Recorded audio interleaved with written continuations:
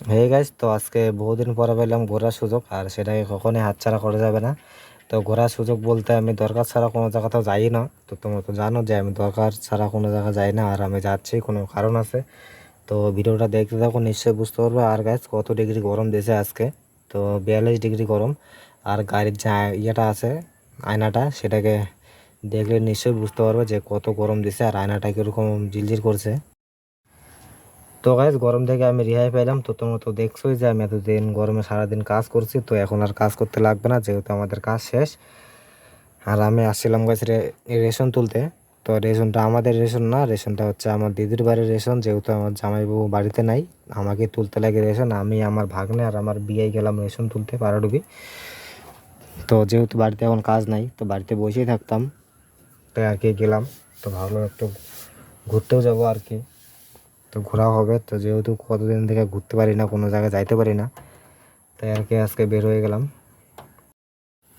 তো আজ আমরা রেশন তুলা এখানে চলে আসলাম মাছ কিনতে। আর মাছের দাম খুব বেশি একটা না, তো 200 টাকা কেজি। আমরা কিনবো রুই মাছ, তো আমরা 1 কিলো নেব। তো যেহেতু কতদিন থেকে কাজ করছি বাড়িতে, আর শিলডাঙ্গা, শিলডাঙ্গায় বলতে কি আমাদের বাড়ির পাশে হচ্ছে শিলডাঙ্গা বাজার। তো আমাদের গ্রামের নামে শিলডাঙ্গা, তো শিলডাঙ্গা বলে ফেললাম। তো আমি কতদিন থেকে মাছ খেতে পারি না, আমরা মাছ নিতে পারি না, যেহেতু কাজের চাপ বাড়িতে প্রচণ্ড, বাজারে আসতে পারি না।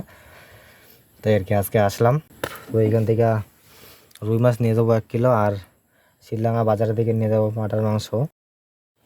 তো গাইস, কিছু মনে করো না, আমি পাঁঠার মাংস বলে ফেললাম, তো বলা উচিত কিনা জানি না, তো কিছু মনে করো না।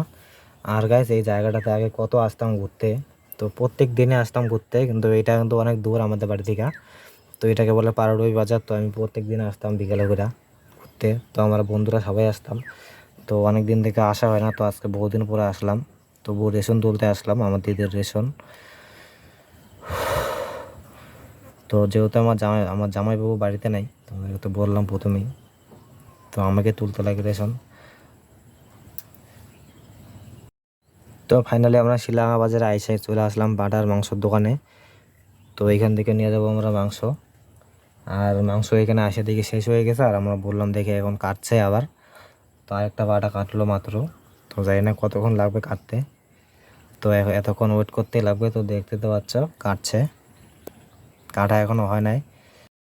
তো গাইস, আরেকটা কথা বলি যে আমার এই ব্লগগুলো তোমাদের কাছে কীরকম লাগে, তো অবশ্যই কিন্তু কমেন্টে বলবে। আর ভিডিওটা ভালো লাগলে চ্যানেলটাকে সাবস্ক্রাইব করতে কিন্তু ভুলবে না, আর একটা লাইক দিতেও কিন্তু ভুলবে না। তোমাদের একটা লাইকে ভিডিও বানানোর উৎসাহ বাড়ায়, তো তাড়াতাড়ি লাইক দিয়ে চ্যানেলটাকে সাবস্ক্রাইব করে দাও।